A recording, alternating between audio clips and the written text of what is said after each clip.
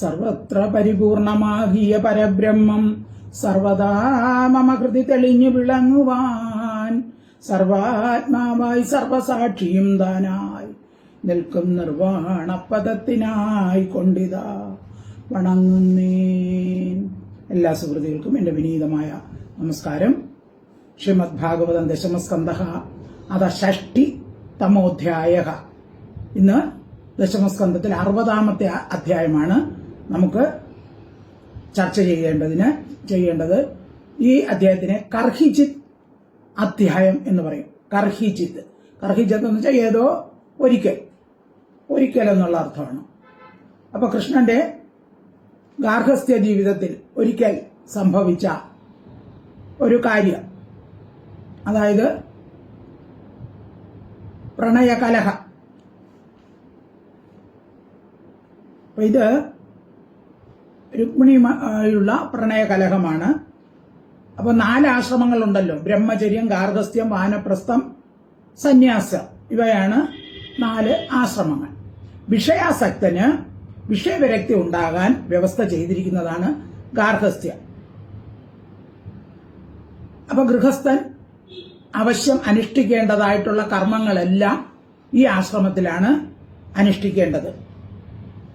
അപ്പൊ പത്നിയോടുള്ള ധർമ്മം മാത്രമല്ല, പുത്രന്മാരോടുള്ള ധർമ്മം, ബന്ധുക്കളോടുള്ള, മറ്റു ജീവജാലങ്ങളോടുള്ള ധർമ്മം, സമൂഹത്തോടുള്ള ധർമ്മം എല്ലാം ഈ ഗൃഹസ്ഥാശ്രമത്തിലാണ് നിർവഹിക്കേണ്ടത്. അപ്പൊ ഇത് ശരിയായിട്ട് നിർവഹിച്ചാൽ അടുത്ത ഘട്ടത്തിലേക്ക് കടക്കാൻ പറ്റും: വാനപ്രസ്ഥം, പിന്നെ സന്യാസം. അങ്ങനെ പുരുഷാർത്ഥം എല്ലാം പൂർണ്ണമാക്കാൻ പറ്റിയ ഒരു ആശ്രമമാണ് ഗൃഹസ്ഥാശ്രമം. അപ്പോ ഗൃഹസ്ഥാശ്രമനായിരിക്കുമ്പോൾ കൃഷ്ണൻ അപ്പോ ഗൃഹസ്ഥാശ്രമി എന്ന നാട്യത്താൽ ഭഗവാൻ കർമ്മങ്ങൾ ആചരിച്ചു കാണിക്കുകയാണ്. ഭഗവാൻ എല്ലാം നാട്യമാണല്ലോ, ലീലയാണല്ലോ. ഭഗവാന് എല്ലാം ഒരു ലീലയായിട്ടാണ് ഭഗവാൻ ചെയ്യുന്നത്. അപ്പൊ മനുഷ്യനായി അവതരിച്ചപ്പോൾ മനുഷ്യഭാവങ്ങൾ ഭഗവാനും പ്രകടിപ്പിക്കുന്നു. ഇത് ഈ അധ്യായത്തിലെ പറഞ്ഞിരിക്കുന്നത് രുക്മിണിയും ഭഗവാനും തമ്മിലുള്ള പ്രണയകലഹമാണ്. ഈ പ്രണയകലഹം മിക്ക കുടുംബങ്ങളിലും സർവ്വസാധാരണമാണ്. അതായത് സൗന്ദര്യപ്പിണക്കം എന്ന് പറയും. അങ്ങോട്ടും ഇങ്ങോട്ടും ഭാര്യയും ഭർത്താവും എന്തെങ്കിലും കുറ്റം പറഞ്ഞ് അങ്ങോട്ടും ഇങ്ങോട്ടും കലഹിക്കും. അല്പം കഴിയുമ്പോൾ കലഹമൊക്കെ മാറും. അപ്പൊ അതുപോലെ ഒരു ദിവസം ഭഗവാൻ രുക്മിണിയെ ഒന്ന് ദേഷ്യം പിടിപ്പിക്കാൻ വേണ്ടി രുക്മിണിയോട് പറഞ്ഞു: ഞാൻ നിനക്ക് യോജിച്ച ഭർത്താവേ അല്ല, ഞാൻ ദരിദ്രനാണ്, ശത്രുക്കളെ പേടിച്ച് ദ്വാരകയിലേക്ക് ഓടി ഒളിച്ചവനാണ്. നീയാണെങ്കിലോ ഉന്നത കുലത്തിൽ ജനിച്ചവളാണ്. നിനക്ക് ചേർന്നത് ആ ശിശുപാലൻ തന്നെയാണ്, അല്ല ഞാനല്ല. പിന്നെ എന്തിന് ഞാൻ അവനെ തോൽപ്പിച്ചു എന്ന് പറഞ്ഞാൽ അവന് കുറച്ച് അഹങ്കാരമുണ്ടായിരുന്നു. അഹങ്കാരം തീർക്കാൻ വേണ്ടി ഞാൻ തോൽപ്പിച്ചെന്നേ ഉള്ളൂ, അല്ലാതെ നിന്നോടുള്ള ഇഷ്ടം കൊണ്ടൊന്നും അല്ല ഞാൻ നിന്നെ ഇവിടെ കൊണ്ടുവന്നത് എന്നൊക്കെ പറഞ്ഞു. അപ്പോ ഭഗവാൻ ഒരു ദിവസം രുക്മിണിയുടെ കൊട്ടാരത്തില് ഇരുന്ന് രുക്മിണി ഭഗവാനെ സേവിക്കുമ്പോഴാണ് ഇത് പറഞ്ഞത്. രുക്മിണിക്ക് ഒരഹങ്കാരമുണ്ടായിരുന്നു. കൃഷ്ണൻ സദാ എന്റെ അടുത്ത് തന്നെ കാണും, എന്നോടാണ് കൂടുതൽ ഇഷ്ടം. അപ്പൊ മറ്റു പത്നിമാർക്കും അതിന് ചെറിയൊരു അസൂയ ഉണ്ട്. അപ്പൊ ഇങ്ങനെ ഭഗവാന്റെ വാക്കുകൾ കേട്ടപ്പോൾ രുക്മിണിക്ക് ഭയങ്കര സങ്കടമായി. അപ്പോ രുക്മിണി എന്ത് ചെയ്തു? ഭഗവാൻ വിചാരിച്ചു രുക്മിണി ദേഷ്യപ്പെടുമെന്ന്. പക്ഷേ രുക്മിണി ദേഷ്യപ്പെടുകയല്ല ചെയ്തത്. അപ്പൊ രുക്മിണി ആകെ പ്രയാസപ്പെട്ടു, ദുഃഖിച്ചു. ബാക്കി ഭാഗം നമുക്ക് അടുത്ത ക്ലാസ്സിൽ. എന്നിട്ട് ഭഗവാൻ ഇത്രയും പറഞ്ഞിട്ട് ഭഗവാൻ മിണ്ടാതെ അങ്ങിരുന്നു. അപ്പൊ രുക്മിണിയുടെ ആ ദുഃഖമൊക്കെ നമുക്ക് അടുത്ത ക്ലാസ്സിൽ ചർച്ച ചെയ്യാം. ഇന്ന് ഇത്രയും ഭാഗമാണ്. 1 മുതൽ 20 വരെയുള്ള ശ്ലോകമാണ്. നമോ ഭഗവതേ വാസുദേവായ. ശ്രീശുകവാച കർഹിജിത് സുഖമാസീനം സ്വതൽപം ജഗദ്ഗുരും പതിം പര്യചരത് ഭൈഷ്മീ വ്യജനേന സഖീജനൈഹി.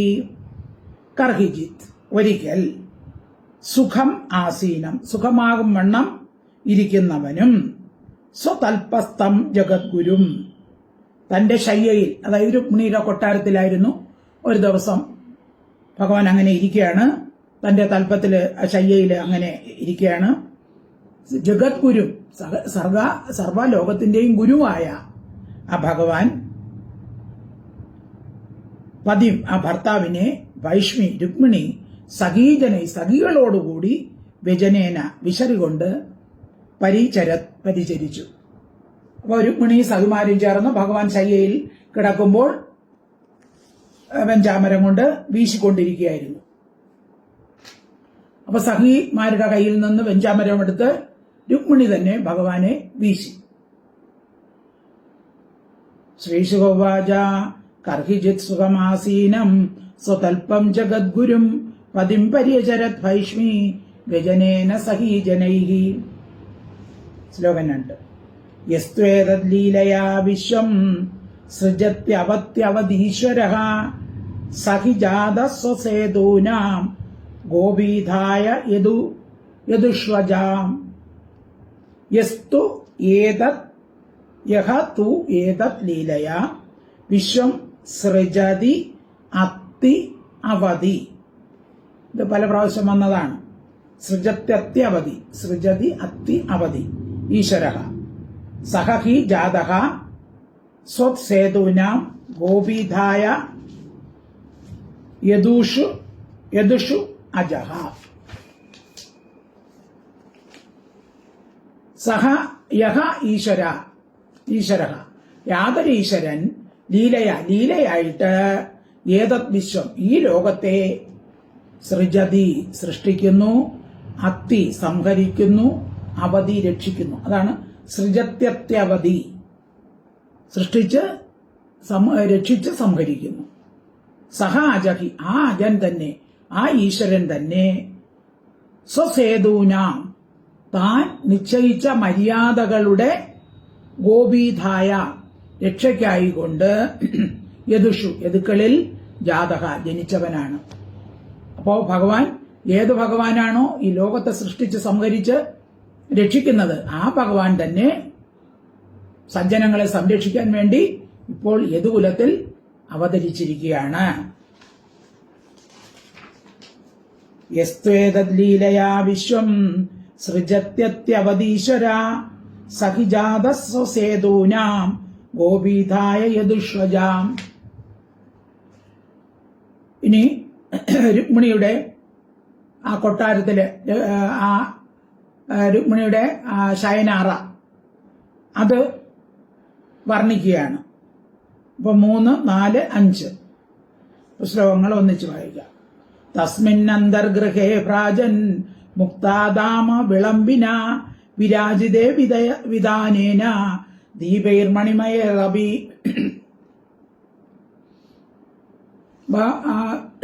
രുക്മിണിയുടെ ആ കൊട്ടാരത്തിന്റെ ഗൃഹ അന്തർഭാഗം, ശയ്യാഗൃഹത്തില് ആ ശയനമുറിയില് ആ ഗൃഹം എങ്ങനെയാണ്? അന്തർഗൃഹേ, ഓരോ ശ്ലോകം തായിട്ട് തന്നെ നോക്കാം. തസ്മിൻ അന്തർഗൃഹേ, ആ ഗൃഹാന്തർഭാഗത്തിൽ, ആ ശയനമുറിയിൽ ഭ്രാജൻ മുക്തദാമ വിളംബിന, അവിടുത്തെ അലങ്കാരം പറയാണ്. ശോഭയുള്ള മുത്തുമാലകൾ കെട്ടിത്തൂക്കി അലങ്കരിച്ചിട്ടുണ്ട്. വിധാനേന, വിധാനം കൊണ്ടും കെട്ടി അലങ്കരിച്ച മുറിയിൽ മുത്തുമാലകൾ വരിവരിയായി ഇഴഞ്ഞ് രത്നമയങ്ങളായ അനേകം മണിമയൈ, രത്നമയങ്ങളായ ദീപയഭി, ദീപങ്ങൾ കൊണ്ടും വിരാജിതേ ശോഭിച്ചുകൊണ്ടിരുന്നു. അപ്പൊ ആ മുറി നല്ലവണ്ണം അലങ്കരിച്ചിരുന്നു, രത്നങ്ങൾ കൊണ്ടും മുത്തുമാലകൾ കൊണ്ടും എല്ലാം നല്ലവണ്ണം. അപ്പം മുത്തുമാലകളൊക്കെ തൂങ്ങി കിടപ്പുണ്ട്, അങ്ങനെ നല്ലവണ്ണം അലങ്കരിച്ചിരുന്നു. തസ്മിന്നന്തർഗൃഹേ പ്രാജൻ മുക്താദാമ വിളംബിന വിരാജിതേ വിധാനേന ദീപൈർമണിമയൈരപി. ശ്ലോകം 4. മല്ലികാദാമഭി പുഷ്പൈർ ദുരേഭകുലനാദിതൈഹി ജാലരന്ധ്ര പ്രവിഷ്ടൈശ്ച ഗോഭി ചന്ദ്രമസോ അമലൈഹി. പിന്നെ എന്തൊക്കെ അലങ്കാരമാണ്? മല്ലികാദാമഭി, മല്ലിക മാലകൾ കൊണ്ടും, ദാമം മാല, പുഷ്പൈഹി പുഷ്പങ്ങൾ കൊണ്ടും, ദിരേഫ കുല നാദിത. ദിരേഫ എന്ന് വെച്ചാൽ വണ്ടിൻ കൂട്ടങ്ങൾ ശബ്ദിച്ചു കൊണ്ടിരിക്കുന്നത്. അതായത് മാല പൂക്കൾ കൊണ്ട് മാല കെട്ടിയിരിക്കുന്നതുകൊണ്ട് വണ്ടിൻ കൂട്ടങ്ങളും വന്ന് ശബ്ദിച്ചു കൊണ്ടിരിക്കുന്നു. ജാലരന്ധ്ര പ്രവിഷ്ടയിച്ച ജനൽ ദ്വാരങ്ങളിൽ കൂടി പ്രവേശിക്കുന്ന ഗോപി ചന്ദ്രമസോ അമലൈ, ചന്ദ്രന്റെ അമലൈ നിർമ്മലങ്ങളായ ഗോപി എന്ന് വെച്ചാൽ കിരണങ്ങൾ. അപ്പോൾ ജന്നൽ തുറന്നിട്ടിരുന്നപ്പോൾ ജന്നലിൽ കൂടെ ചന്ദ്രന്റെ കിരണങ്ങൾ. അപ്പോൾ രാത്രി സമയമാണ്. കിരണങ്ങളാൽ വിരാജിതേ ശോഭിക്കുന്നു. മല്ലിക ദാമഭി പുഷ്പൈർ ദിരേഭകുലനാദിതൈ ജാലരന്ധ്ര പ്രവിഷ്ടൈശ്ച ഗോപി ചന്ദ്രമസോമലൈ. ശ്ലോകം 5. പയാഫേന നിഭേ ശുഭ്രേ പര്യങ്കേ കശുഭോത്തമേ ഉപതസ്തേ സുഹാസീനം ജഗദാമീശ്വരാം പതിം. പിന്നെ ഭയഫേന നിഭേ ശുഭേ പര്യങ്കേ, ശുഭേ നല്ല വെള്ള നിറത്തിലുള്ള ഭയഫേന, പാലിലെ നുരയ്ക്ക് തുല്യമായി. പാലിലെ നുര എങ്ങനെയിരിക്കും? നല്ല വെളുത്തല്ലേ? അതുപോലെ ശുഭ്ര ധവള വെള്ള നിറമുള്ള കശുപുത്തമേ ഉത്തമ തലയണോട് കൂടിയ പര്യങ്കെ കട്ടിലിൽ സുഖാസീന സുഖമായിരിക്കുന്ന ജഗദാം ഈശ്വരം ആ ലോകത്തിന്റെ പതിനാഥനായിരിക്കുന്ന പതിം ഭർത്താവിനെ ഉപതസ്തേ സേവിച്ചു. അപ്പൊ അങ്ങനെ നന്നായി അലങ്കരിച്ച ശയനമുറിയില് കട്ടിലിൽ സുഖമായി ഇരിക്കുന്ന ആ ഭഗവാനെ പതിയെ രുക്മിണി സേവിച്ചു. 3, 4, 5 കൂടെ വായിക്കാം. തസ്മിന്നന്തർഗൃഹേ പ്രാജൻ മുക്താദാമ വിളംബിന വിരാജേ വിധാനേന ദീപൈർമണിമയൈരപി മല്ലികാദാമഭി പുഷ്പൈർ ദിരേഭകുലനാദിതൈഃ ജാലരന്ധ്ര പ്രവിഷ്ടൈശ്ച ഗോപിചന്ദ്രമസോമലൈ പയഫേന നിഭേ ശുഭ്രേ പര്യങ്കേ കശുഭോത്തമേ ഉപതസ്തേ സുഖാസീനം ജഗദാമീശ്വരാംപതി.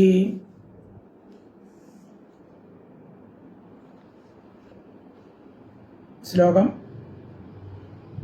5. ചില ടെസ്റ്റില് ഇത് കാണൂല.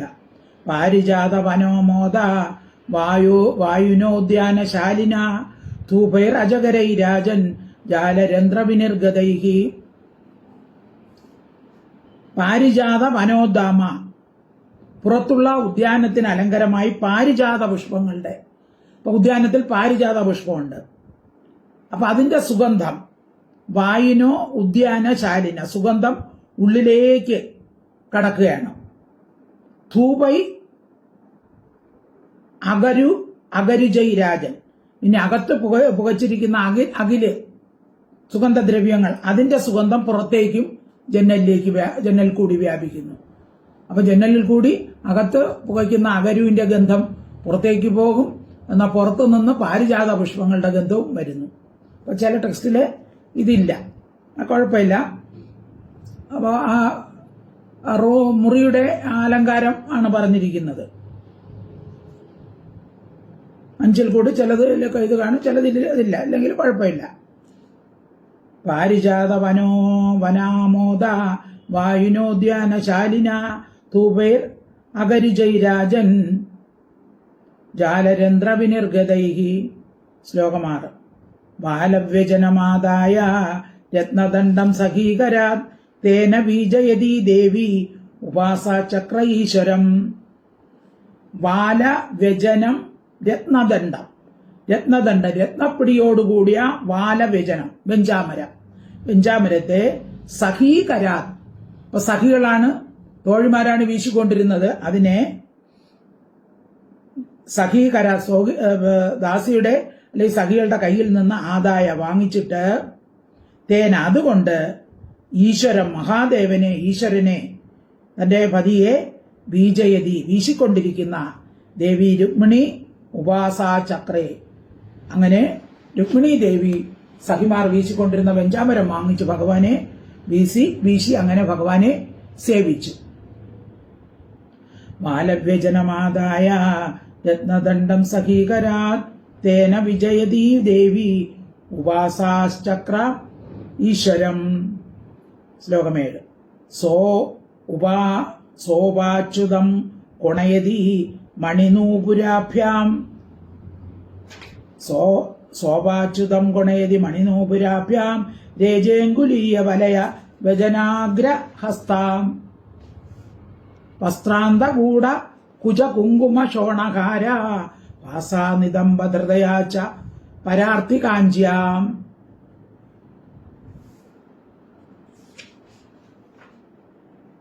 സോ ഉപ അച്യുതം സഹ ഉപ അച്യുതം കൊണയതി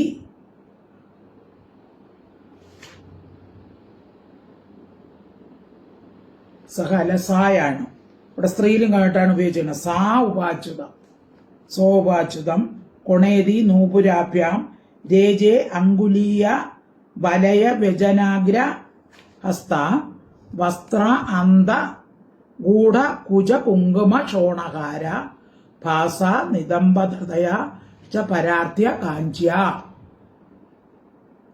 ഉപാച്യുതം അച്യുത സമീപത്തിൽ ഭഗവാന്റെ അടുത്ത് മണിനൂപുരാഭ്യാം മണിമയങ്ങളായിരിക്കുന്ന കാൽച്ചിലമ്പുകൾ കൊണ്ട് കൊണയതി ശബ്ദിക്കുന്നവളും. അപ്പോൾ ഭഗവാന്റെ അടുത്ത് അങ്ങോട്ടും ഇങ്ങോട്ടും വീശിക്കൊണ്ടു പോകുമ്പോൾ ആ കാൽച്ചിലമ്പുകളൊക്കെ ശബ്ദിക്കുന്നു. അങ്കുലീയ വലയ വ്യജനാഗ്രഹസ്ത കൈയുടെ അറ്റത്ത് ഉള്ള അങ്കുലീയങ്ങള്, ആ വിരലുകളില് മോതിരങ്ങള്, പിന്നെ കൈകളില് വളകള്, അങ്ങനെ വ്യജനവും ധരിച്ചവളായി മോതിരങ്ങളും വളകളും അണിഞ്ഞ് പിന്നെ തന്റെ നൂപുരത്തെ കാൽച്ചിലമ്പിനെ ശബ്ദിച്ചുകൊണ്ട് വെഞ്ചാമരത്തെ വീശി വീശി അവൾ വസ്ത്രാന്തകൂട കുജ കുങ്കുമ ഷോണഹാരാഭാസ വസ്ത്രം കൊണ്ട് മറയ്ക്കപ്പെട്ടിരിക്കുന്ന കുജങ്ങളുള്ള കുങ്കുമം കൊണ്ട് തുടുത്തിരിക്കുന്ന മുത്തുമാലകളുടെ കാന്തി കൊണ്ടും നിദംബധൃതയ നിദംബത്തിൽ ധരിച്ചിരിക്കുന്ന പരാർത്ഥകാഞ്ച അരക്കെട്ടിൽ ധരിച്ചിരിക്കുന്ന അരഞ്ഞാൺ കൊണ്ടും രേജെ ശോഭിച്ചു. ഒരു മുനി നല്ലവണ്ണം മാലയും വളയും മോതിരവും നൂപുരവും അരഞ്ഞാണും ഒക്കെ ഇട്ട് നല്ലവണ്ണം അലങ്കരിച്ച് സുന്ദരിയായിട്ട് നല്ലവണ്ണം രേജെ ശോഭിച്ചു. അപ്പോ വീശുന്ന സമയത്ത് കയ്യിലെയും കാലിലെയും കയ്യിലിട്ടിരിക്കുന്ന വള കാലിലിട്ടിരിക്കുന്ന ചിലമ്പുകളൊക്കെ മനോഹര ശബ്ദം പുറപ്പെടുവിക്കും.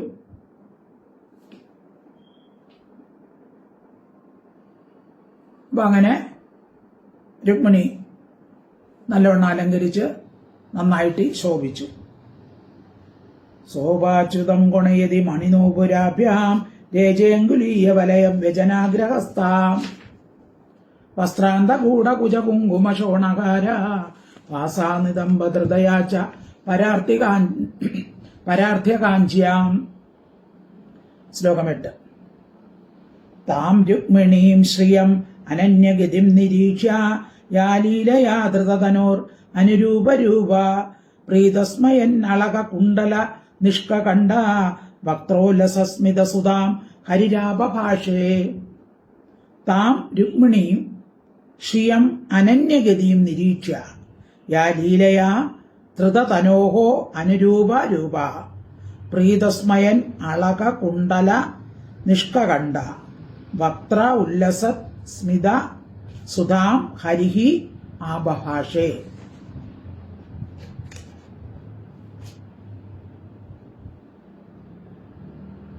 ലീലയ കളിയായിട്ട് ധൃതതനോ ധരിക്കപ്പെട്ട ശരീരത്തിന്.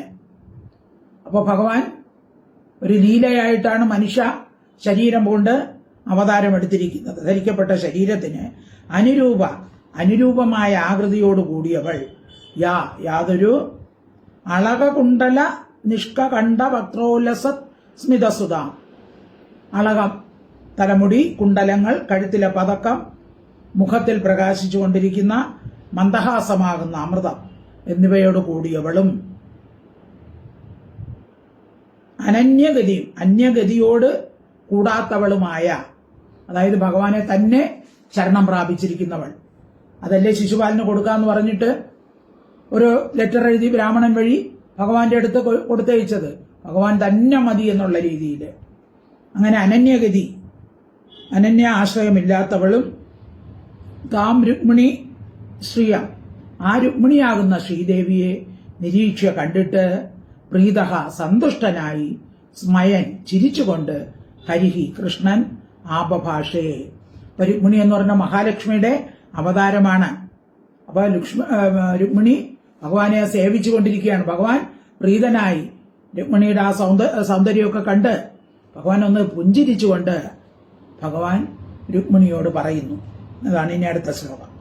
താം രുക്മിണീം ശ്രിയമനന്യഗതിം നിരീക്ഷ യാലീലയാ ധൃതതനോർ അനുരൂപരൂപ പ്രീതസ്മയന്നളക കുണ്ടല നിഷ്കകണ്ഠ വക്രോല്ലസസ്മിത സുതാം ഹരിരാഭഭാഷേ. ശ്ലോകം 9. ശ്രീഭഗവാനുവാചാം രാജപുത്രീ സ്പിതാ ഭൂപൈർ ലോകപാല വിഭൂതിഭിഃ മഹാനുഭാവൈ ശ്രീമദ്ഭിഃ രൂപ ഔദാര്യ ബലോർജിതൈഃ. രാജപുത്രി ഈപ്സിത ഭൂപൈഃ ലോകപാല വിഭൂതിഭിഃ മഹാനുഭാവൈഃ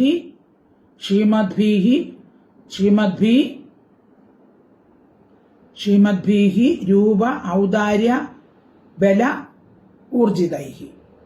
രാജപുത്രി, ഭഗവാൻ രുക്മിണിയെ വിളിക്കുകയാണ്. ഹേ രാജപുത്രി, ലോകപാല വിഭൂതിഭി, ലോകപാലകന്മാർക്ക് സദൃശമായ ഐശ്വര്യത്തോടു കൂടിയവരും മഹാനുഭാവൈ, മഹത്തായ അനുഭാവത്തോടു കൂടിയവരും ശ്രീമദ്ഭിഹി, ദേഹകാന്തി ഉള്ളവരും രൂപ ഔദാര്യ ബല ഊർജിതൈ, രൂപം, ഔദാര്യം, ബലം, ശക്തി എന്നിവയാൽ ഊർജിതന്മാരുമായ ഭൂപൈഹി, രാജാക്കന്മാരാൽ ഈപ്സിത, ആഗ്രഹിക്കപ്പെട്ടവളായി ഭവിച്ചു. അപ്പം പറയണം, അല്ലയോ രാജകുമാരി, നിന്നെ സുന്ദരന്മാരായ യൗവനം, ദേഹബലം, ഔദാര്യമൊക്കെ ഉള്ള മഹാനുഭാവന്മാരായ രാജകുമാരന്മാർ വിവാഹം കഴിക്കാൻ ആഗ്രഹിച്ചതാണ്. ശ്രീഭഗവാനുവാച രാജപുത്രീ ഈപ്സിതാ ഭൂപൈർ ലോകപാല വിഭൂതിഭിഃ മഹാനുഭാവൈ ശ്രീമദ്ഭിഃ രൂപ ഔദാര്യ ബലോർജിതൈഃ. ശ്ലോകം 10. താൻ പ്രാപ്താൻ അർത്ഥിനോ ഹിത്വാ ചൈദ്യാദീൻ സ്മര ദുർമദാൻ ദത്താ ഭ്രാതാ സ്വപിത്രാബ്ച കസ്മാനോ വവൃഷേസ്മാൻ. താൻ പ്രാപ്താൻ അർത്ഥിനഃ ഹിത്വാ ചൈദ്യ ആദീൻ സ്മര ദുർമദാൻ ദത്താ ഭ്രാതാ സ്വപിത്രാച കസ്മാത് നഹ വവൃഷേ അസ്മാൻ. സ്മര ദുർമദാൻ, മന്മത ദുർമതമുള്ളവരും, അതായത് കാമമോഹികളും, പ്രാപ്താൻ ഗൃഹത്തിൽ ആഗമിച്ചവരും, അർത്ഥിനഹ അപേക്ഷയുള്ളവരുമായ ചൈദ്യാദി ശിശുപാലൻ മുതലായവർ താൻ അവരെ ഹിത്വ ഉപേക്ഷിച്ചിട്ട് ഭ്രാതാ സഹോദരനാലും സ്വപിത്ര തന്റെ പിതാവിനാലും ദത്ത നൽകപ്പെട്ടവളായിരുന്നിട്ടും കൂടി കസ്മാത് എന്ത് കാരണമായിട്ട് അസ്മാൻ സദൃശരല്ലാത്ത നഹ ഞങ്ങളെ വവൃഷെ ഭരിച്ചു. അപ്പോൾ നിന്റെ സഹോദരനും അച്ഛനും നിന്നെ ശിശുപാലന് കൊടുക്കാൻ നിശ്ചയിച്ചിരുന്നതാണ്. അവരൊക്കെ ആണെങ്കിലോ, അവരൊക്കെ മന്മത ദുർമതം ഉള്ളവരാണ്.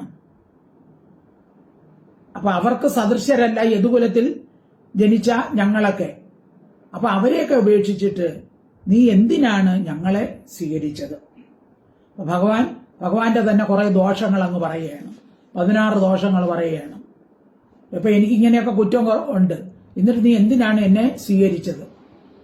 അതായത് രുക്മിണിയെ ദേഷ്യപ്പെടുത്താൻ വേണ്ടിയാണ് ഭഗവാൻ ഇങ്ങനെ പറഞ്ഞത്. രുക്മിണിക്ക് ഒരു അഹങ്കാരമുണ്ടായിരുന്നു. തന്നോടാണ് ഭഗവാന് ഏറ്റവും കൂടുതൽ ഇഷ്ടം, കൂടുതൽ സമയം ചെലവഴിക്കുന്നത് എന്നോടൊപ്പമാണ് എന്നുള്ള അഹങ്കാരം തീർക്കാൻ വേണ്ടിയാണ് ഭഗവാൻ രുക്മിണിയെ ചൊടിപ്പിക്കാൻ വേണ്ടി ഇങ്ങനെയൊക്കെ പറയുന്നത്. സോപാച്യുതം കൊണയതി മണിനൂപുരാഭ്യാം രേജേങ്കുലീയ വലയ വ്യജനാഗ്രസ്ത അല്ല, അതല്ല. ശ്ലോകം 10 താൻ പ്രാപ്താൻ അർത്ഥിനോ ഹിത്വാ ചൈദ്യാദിൻ സ്മര ദുർമദാൻ ദത്തോ ഭ്രാതാ സ്വപിത്രാച കസ്മാന്നോപവൃഷേസ്മാൻ. ശ്ലോകം 11 രാജേഭ്യോ ബിഭ്യത് സുഭ്രോ സമുദ്രം ശരണം ഗതാൻ ബലവദ്ഭീകൃതദ്വേഷാൻ പ്രായസ്ത്യക്ത നൃപാസനാൻ. രാജഭ്യഃ വിഭ്രതഃ സുഭ്രു, ഹേ സുന്ദരി, പ്രായേണ രാജഭ്യഃ രാജാക്കന്മാരിൽ നിന്ന് ബിഭ്യത ഭയപ്പെട്ടവരും സമുദ്രത്തെ ശരണം ഗതാൻ ശരണം പ്രാപിച്ചവരും ബലവദ്ഭി ബലവാന്മാരോട് കൃതദേശാൻ ചെയ്യപ്പെട്ട ദേഷ്യത്തോടു കൂടിയവരും തെക്ത നൃപാസനാൻ ഉപേക്ഷിക്കപ്പെട്ട രാജ ആസനത്തോട് കൂടിയവരുമായ ഞങ്ങളെ എന്തിനാണ് സ്വീകരിച്ചത്? അതായത് ജരാസന്ധൻ തുടങ്ങിയ ബലവാന്മാരായ രാജാക്കന്മാരെ ഭയപ്പെട്ട് ഞാനും എൻ്റെ ആൾക്കാരും സമുദ്രത്തിൽ ഒളിച്ചു. അതായത് ദ്വാരക നിർമ്മിച്ചു ഭഗവാൻ ആൾക്കാരെ മാറ്റിയല്ലോ. അപ്പൊ ഭഗവാൻ അതൊക്കെ തന്റെ കുറ്റമായിട്ട് പറയുകയാണ്. അങ്ങനെ ഞങ്ങൾ മാറ്റി, അങ്ങനെ പേടിച്ചു പോയവരാണ്. പിന്നെ അങ്ങനെ ആ ബലിഷ്ഠന്മാരോട് ഞങ്ങള് വൈരവും ശത്രുതയും സമ്പാദിച്ചു. അപ്പൊ ഞങ്ങൾക്ക് സിംഹാസനം എതുക്കളാണ്, ഞങ്ങൾക്ക് സിംഹാസനമൊന്നും ഇല്ല. അപ്പൊ ഇങ്ങനെ ഇരിക്കുന്ന ഞങ്ങളെ എന്തിനാണ് ഭരിച്ചത് എന്ന് ചോദിക്കുകയാണ്. രാജേഭ്യോ ബിഭ്യത സുഭ്രോ സമുദ്രം ശരണം ഗതാൻ ബലവദ്ഭീകൃതദ്വേഷാൻ പ്രായസ്ത്യക്ത നൃപാസനാൻ. ശ്ലോകം 12 അസ്പഷ്ടവത്മാനം പുംസാം അലോകപഥമീയുഷാം ആസ്ഥിതാ പദവീം സുഭ്രു പ്രായസീദന്തി യോഷിതഃ. അസ്പഷ്ടവത്മാത്മനാം സ്പഷ്ടമല്ലാത്ത മാർഗത്തിൽ നടക്കുന്നവരും. അപ്പൊ ഞങ്ങള് ഏത് വിധത്തിലാണ് നടക്കുന്നത്? ഞങ്ങള് എങ്ങനെയാണ് നടക്കുന്നതെന്ന് ആർക്കും അറിഞ്ഞുകൂടാ. ഞങ്ങൾക്ക് രാജസിംഹാസനമൊന്നുമില്ല. ഞങ്ങൾ ലോകാതീതമായ മാർഗത്തെയാണ് ആശ്രയിച്ചിരിക്കുന്നത്. അലോകപദം ലോകാതീത മാർഗത്തെ യൂഷ പ്രാപിച്ചവരായ പുംസ പുരുഷന്മാരുടെ പദവി മാർഗത്തെ ആസ്ഥിത അനുവർത്തിക്കുന്ന യോഷിത സ്ത്രീകൾ പ്രായേണ സീതന്തി തളരുന്നു, ക്ലേശിക്കുന്നു. അപ്പൊ ഇങ്ങനെയുള്ള ഞങ്ങളുടെ അടുത്ത് വന്ന ഞങ്ങൾ ദരിദ്രന്മാരാണ്, ഞങ്ങൾക്ക് സിംഹാസനമൊന്നുമില്ല. ഈ വിധമുള്ള പുരുഷന്മാരെ ആശ്രയിക്കുന്ന സ്ത്രീകൾ സുന്ദരി ശരിക്ക് കഷ്ടപ്പെടും. കാരണം എന്താണ്? നീ രാജകുമാരിയാണ്, ഉയർന്ന കുലത്തിൽ ജനിച്ചതാണ്, നിനക്ക് എല്ലാ സൗകര്യങ്ങളും ഉണ്ട്. ഞങ്ങൾക്കാണെങ്കിലോ അതൊന്നുമില്ല. അപ്പൊ അങ്ങനെയുള്ള ഞങ്ങളെ ഭരിച്ച നിനക്ക് വളരെയധികം കഷ്ടപ്പെടേണ്ടി വരും. അസ്പഷ്ടവത്മാനം പുംസാം അലോകപതിമീയുഷാം ആസ്ഥിത പദവീം സുഭ്രു പ്രായസീദന്തി യോഷിതഃ. ശ്ലോകം 13 നിഷ്കഞ്ചനാ വയം ശശ്വത് നിഷ്കഞ്ചന ജനപ്രിയാം തസ്മാത് പ്രായേണ നഹ്യാഠ്യ മാം ഭജന്തി സുമധ്യമേ. നിഷ്കഞ്ചന വയം ശശ്വത്, വയം ഞങ്ങൾ, ശശ്വത് എപ്പോഴും നിഷ്കഞ്ചന ഒന്നുമില്ലാത്തവരാണ്, ദരിദ്രരാണ്. നിഷ്കിഞ്ചന ജനപ്രിയ ഒന്നുമില്ലാത്തവരുടെ പ്രിയന്മാരുമാണ്. അപ്പൊ ഞങ്ങളുടെ കൂട്ടും ദരിദ്രന്മാര് തന്നെ, ഒന്നുമില്ലാത്തവരും തന്നെ. തസ്മാത് അതുകൊണ്ട് സുമധ്യമേ സുന്ദരി ആഠ്യ ധനികന്മാർ മാം എന്നെ പ്രായേണ മിക്കതും ന ഭജന്തി ഭജിക്കുന്നില്ല. അപ്പൊ ധനമില്ലാത്ത എന്നെ ആളുകൾക്ക് എന്തിനാണ്? അതുകൊണ്ട് ആരും എന്നെ ഭജിക്കുന്നില്ല. പിന്നെ നീ എന്തിനാണ് എന്റെ അടുത്ത് വന്നത് എന്ന് ദേഷ്യം പിടിപ്പിക്കാൻ ചോദിക്കുകയാണ്. നിഷ്കിഞ്ചനാവയം ശശ്വത് നിഷ്കിഞ്ചന ജനപ്രിയാം തസ്മാത് പ്രായേണ നഹ്യാഠ്യ മാം ഭജന്തി സുമധ്യമേ. ശ്ലോകം 14 യയോരാത്മസമം വിത്തം ജന്മൈശ്വര്യാകൃതി ഭവ തയോർവിവാഹോ മൈത്രീ ച നോ ഉത്തമ അധമയോ ക്വചിത്. യയോഹോ ആത്മസമം വിത്തം, യയോഹോ യാതൊരുത്തർക്ക് ആത്മസമം അന്യോന്യ അനുരൂപമായ ധനവും, അതായത് ഓരോരുത്തർക്ക് അവരവർക്ക് യോജിച്ച ധനസമ്പത്തുള്ളവരെ വേണം വിവാഹം ചെയ്യേണ്ടത്. ജന്മ ഐശ്വര്യ, ജന്മത്താലും ഐശ്വര്യത്താലുമുള്ള രൂപവും ഗുണവും, ഭവ ജാതക ചേർച്ച നിമിത്തമുള്ള ഉത്തരകാല ഗുണങ്ങളുണ്ടോ, തയോഹോ അവർക്ക് തമ്മിൽ വിവാഹവും, മൈത്രീച്ച മൈത്രിയും, ഉത്തമ അധമയോ ഉത്തമന്മാർക്കും അധമന്മാർക്കും തമ്മിൽ ക്വചിത് ഒരിക്കലും പാടില്ല. അപ്പൊ എല്ലാം കൊണ്ടും യോജിച്ചവർ തമ്മിൽ വേണം വിവാഹം കഴിക്കേണ്ടത്. അപ്പൊ നീ ഉന്നത കുലത്തിൽ രാജകുമാരിയാണ്, ഞങ്ങൾ ദരിദ്രരാണ്, അപ്പൊ നിനക്ക് യോജിച്ചത് രാജകുമാരന്മാരായിരിക്കും, ഞങ്ങളല്ല. അതുപോലെ ഉയർന്ന കുലത്തിലുള്ളവരും താഴ്ന്ന കുലത്തിലുള്ളവരും തമ്മിൽ ഒരിക്കലും വിവാഹബന്ധം പാടില്ല. അപ്പോൾ നീ എന്നെ വിവാഹം ചെയ്തത് ശരിയായില്ല. യയോരാത്മസമം വിത്തം ജന്മൈശ്വര്യാകൃതി ഭവ തയോർ വിവാഹോ മൈത്രീച്ച നോ ഉത്തമാധമയോ ക്വചിത്. ശ്ലോകം 15.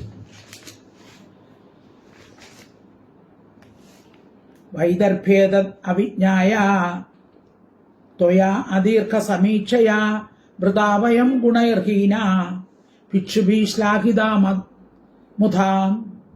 വൈദർഭി ഏതത് അവിജ്ഞായ ത്വയാ അദീർഘ സമീക്ഷയ.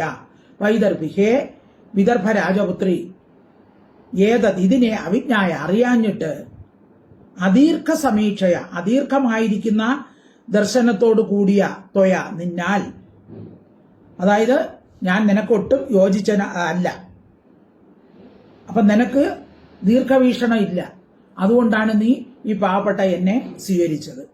നിന്നാൽ ഗുണങ്ങളോട് ഹീന, ഗുണം കൂടാത്തവരും, നിങ്ങളെപ്പോലെയുള്ള നല്ല ശീലഗുണങ്ങളൊന്നും ഞങ്ങൾക്കില്ല. ഭിക്ഷുക്കളാൽ മുധ വ്യർത്ഥമായിട്ട് ശ്ലാഘിക്കുന്ന, അതായത് നാരദാദി മുനിമാരൊക്കെ എന്നെ സ്തുതിച്ചുകൊണ്ടൊക്കെ നടക്കും, അത്രേ ഉള്ളൂ. അങ്ങനെയുള്ള ഭയം ഞങ്ങൾ വൃത ഭരിക്കപ്പെട്ടവരായി. അപ്പൊ അങ്ങനെയുള്ള എന്നെയാണ് നീ ഭർത്താവായി ഭരിച്ചിരിക്കുന്നത്. അപ്പൊ ഒരു ഗുണവും ഞങ്ങൾക്കില്ല. വൈദർഭ്യായേത അവിജ്ഞായ തയാദീർഘ സമീക്ഷയ മൃതം വയം ഗുണൈർഹീന ഭിക്ഷുഭി ശ്ലാഘിത മുദാം. ശ്ലോകം 16. അതാത്മാനോ അനുരൂപം വൈ ഭജസ്വക്ഷത്രിയർഷഭം യേന തമാശിഷ സത്യ ഇഹാമുത്ര ച ലപ്സ്യസേ. അഥ ആത്മനഃ അനുരൂപം വൈ ഭജസ്വ ക്ഷത്രിയ അർഭകം യേന ത്വം ആശിഷ സത്യ ഇഹ അമുത്ര ച ലപ്സ്യസേ. അത് അനന്തരം ത്വം നീ യേന ഏതൊരുത്തനാൽ ഇഹ ഈ ലോകത്തിലും അമുത്രാച്ച പരലോകത്തിലും ആശിഷ മനോരഥങ്ങളെ സത്യങ്ങളായിട്ട് ലപ്സ്യസെ പ്രാപിക്കുമോ. അപ്പൊ ഈ ലോകത്തിലും പരലോകത്തിലും സൗഖ്യമായിരിക്കാൻ എന്നോട് ചേർന്നാൽ നിനക്ക് സാധിക്കുകയില്ല. അപ്പൊ നിന്റെ ആഗ്രഹങ്ങളൊക്കെ സാധിക്കണമെങ്കിൽ എന്തു ചെയ്യണം? ആത്മനഃ ആത്മാവിന് അനുരൂപം സദൃശനായിരിക്കുന്ന ക്ഷത്രിയർഷഭം വൈ ക്ഷത്രിയ ശ്രേഷ്ഠനെ തന്നെ ഭജസ്വ ആശ്രയിച്ചാലും. അപ്പൊ നിനക്ക് നീ അനുഭവിച്ച പോലെയുള്ള സുഖസൗകര്യങ്ങൾ ഈ ലോകത്തിലും പരലോകത്തിലും കിട്ടണമെങ്കിൽ നിനക്ക് സദൃശനായ ഒരു ക്ഷത്രിയനെ തന്നെ നീ വിവാഹം കഴിക്കണമെന്ന് പറയുകയാണ്. ആത്മനോ അനുരൂപം വൈ ഭജസ്വ ക്ഷത്രിയർഷഭം യേന തമാശിഷ സത്യ ഇഹാമുത്ര ച ലപ്സ്യസേ. ശ്ലോകം 17. ശാല്വജരാസന്ധ ദന്തവക്ത്രാദയോ നൃപ മമ നിഷന്തി വാമോരു രുക്മീചാപി തവാഗ്രജഹാം. വാമോരു, ഹേ സുന്ദരി, ചൈദ്യ ശാല്വ ജരാസന്ധ ദന്ത വക്ത്രാദയ. ചൈദ്യനത് ശിശുപാലൻ, ശാല്വൻ, ജരാസന്ധൻ, ദന്തവക്ത്രൻ മുതലായ നൃപാഹ രാജാക്കന്മാരും തവ നിന്റെ അഗ്രജഹ ജ്യേഷ്ഠനായ രുക്മി ഏറ്റവും മൂത്ത ജ്യേഷ്ഠനായ രുക്മിയും മമ എന്റെ നേരെ ദിശന്തി ദേഷിക്കുന്നു. അപ്പൊ ആർക്കും നീ എന്നെ വിവാഹം കഴിക്കുന്ന ഇഷ്ടമില്ല, നിന്റെ ജ്യേഷ്ഠനും ഇഷ്ടമില്ല, അതുപോലെ ബലവാന്മാരായ ജരാസന്ധൻ, ശിശുപാലൻ, ദന്തവക്ത്രൻ ഇവർക്കൊന്നും ഇഷ്ടമില്ല. ചൈദ്യശാല്വജരാസന്ധ ദന്തവക്ത്രാദയോ നൃപ മമ ദിഷ്യന്തി വാമോരു രുക്മീചാപി തവാഗ്രജ. ശ്ലോകം 18. തേഷാം വീര്യമതാന്ധാനാം തൃപ്താനാം അനുത്തയേ ആനീദാസി മയാ ഭദ്രേ തേജോ അപഹരതാ സദാം. തേഷാം വീര്യമതാന്താനാം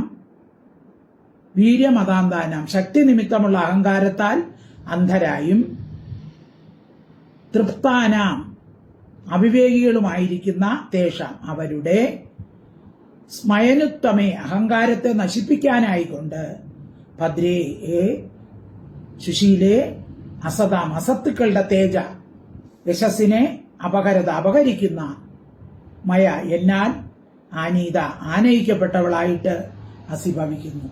അപ്പൊ ഞാൻ എന്തിനാണ് നിന്നെ പിടിച്ചുകൊണ്ട് വന്നത്? അവിവേകികളായ അഹങ്കാരത്താൽ മതാന്ധരായ ജരാസന്ധൻ, ശിശുപാലൻ ഇവരുടെയൊക്കെ അഹങ്കാരത്തെ ഇല്ലാതാക്കാൻ വേണ്ടിയാണ് ഞാൻ വന്ന് അവരെ തോൽപ്പിച്ച് നിന്നെ പിടിച്ചുകൊണ്ടുവന്നത്. അല്ലാതെ നിന്റെ കൂടെയുള്ള ഇഷ്ടമൊന്നും കൊണ്ടൊന്നും അല്ല.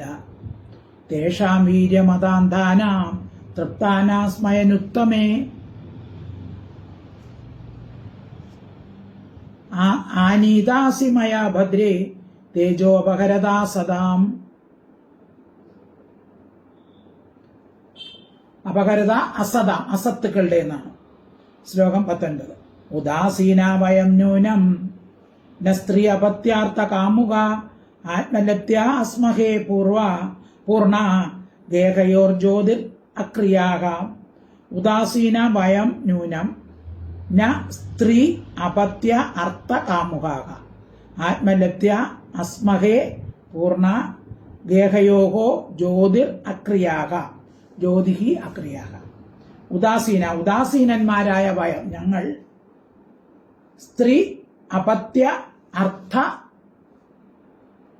കാമുക സ്ത്രീകൾ അപത്യം എന്ന് വെച്ചാൽ സന്താനങ്ങൾ, ധനം, ഈ വക വിഷയങ്ങൾ ആഗ്രഹമുള്ളവർ അല്ല. ഞങ്ങൾക്ക് സ്ത്രീകളിലോ കുട്ടികളിലോ ധനത്തിലോ ഒന്നും ആഗ്രഹമില്ല. ഗേഹയോ ഗൃഹത്തിലും ദേഹത്തിലും ജ്യോതിസ് പോലെ ക്രിയാരഹിതരായിട്ട് ആത്മലാഭത്താൽ പൂർണ്ണ സന്തുഷ്ടരായി ആസ്മഹേ വസിക്കുന്നു. അപ്പൊ ഞങ്ങൾക്ക് ഒന്നിലും താല്പര്യമില്ല. അപ്പോൾ ഞാനെന്നും എന്റേതെന്നും ഭാവനയില്ലാത്ത എന്നെ കൊണ്ട് നിന്നെ പോലുള്ള കാമിനിമാർക്ക് എന്ത് പ്രയോജനമാണ്? യാതൊരു പ്രയോജനവും ഇല്ല. അപ്പൊ എന്നെ നീ വിവാഹം കഴിച്ചുകൊണ്ട് നിനക്കൊരു പ്രയോജനവും ഇല്ല. ഞാൻ വിരക്തനാണ്, ഒന്നിലും എനിക്ക് താല്പര്യമില്ല. സ്ത്രീകളിലോ കുട്ടികളിലോ ധനത്തിലോ ഒന്നും താല്പര്യമില്ല. അപ്പൊ ഞങ്ങള് ഉദാസീനരായിട്ട് ആത്മലാഭത്താൽ സന്തുഷ്ടരായി വസിക്കുകയാണ്. ഉദാസീന വയം നൂനം ന സ്ത്രീ അപത്യാർത്ഥ കാമുക ആത്മലപ്ത്യാസ്മഹേ പൂർണ ഗേഹയോർജ്യോതിരക്രിയാകാം. ശ്ലോകം 20. ശ്രീശുകവാച ഏതാവതുക്താ ഭഗവാൻ ആത്മാനം വല്ലഭാമിവ മന്യമാനാം അവിശ്ലേഷ തദ്ദർപ്പഘ്ന ഉപാമരത്. അപ്പൊ ഭഗവാൻ ഇത്രയും പറഞ്ഞു. അപ്പൊ എന്നെ നീ വിവാഹം കഴിച്ചത് നിന്റെ ബുദ്ധിയില്ലായ്മയാണ്, നിനക്ക് സദൃശനൊന്നുമല്ല ഞാൻ എന്നൊക്കെ കുറെ പറഞ്ഞിട്ട് ഭഗവാൻ ഏതാവത് ഉക്ത്വാ ഭഗവാൻ ആത്മാനം വല്ലഭാമിവ മന്യമാനാം അവിശ്ലേഷാത് വേർപാട് ഇല്ലായിക നിമിത്തം ആത്മാനം തന്നെ വല്ലഭാമിവ അത്യന്തം ഇഷ്ടമായിട്ട് മന്യമാന വിചാരിച്ചിരിക്കുന്ന അവളോട് ഭഗവാൻ കൃഷ്ണൻ ഏതാവത് ഇത്രമാത്രം ഉക്ത്വ പറഞ്ഞിട്ട് ദർഭഘ്ന അവളുടെ അഹങ്കാരത്തെ ശമിപ്പിക്കുവാനായി ഉപാമരത് മിണ്ടാതെയിരുന്നു. അപ്പോ രുക്മിണിക്ക് സ്വല്പം ഒരു അഹങ്കാരം ഉണ്ടായിരുന്നു. അതില്ലാതാക്കാൻ അവളുടെ ദേഷ്യം കാണാൻ വേണ്ടി ഭഗവാൻ ഇത്രയും പറഞ്ഞിട്ട് അപ്പൊ അവള് ഭയങ്കര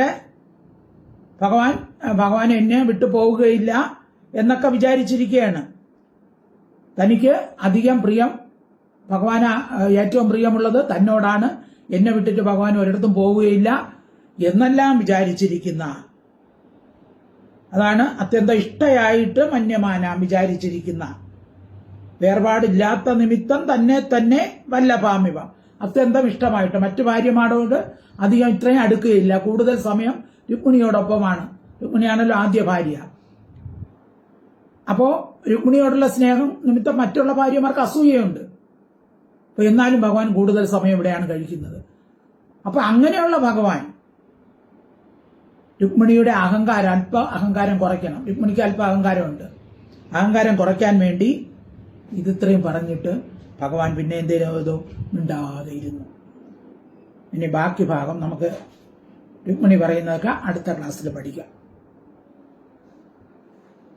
ശ്രീശുകവാച ഏതാവതുക്ത ഭഗവാൻ ആത്മാനം വല്ലഭാമിവ മന്യമാനാം അവിശ്ലേഷാൻ തദ്ദർഭഗ്ന ഉപാമരത്. സർവത്ര ഗോവിന്ദനാമ സങ്കീർത്തനം. ഗോവിന്ദ ഹരി ഗോവിന്ദ. ഹരി ഓം തത്സത്. ഹരി ഓം തത്സത്. ഹരി ഓം തത്സത്.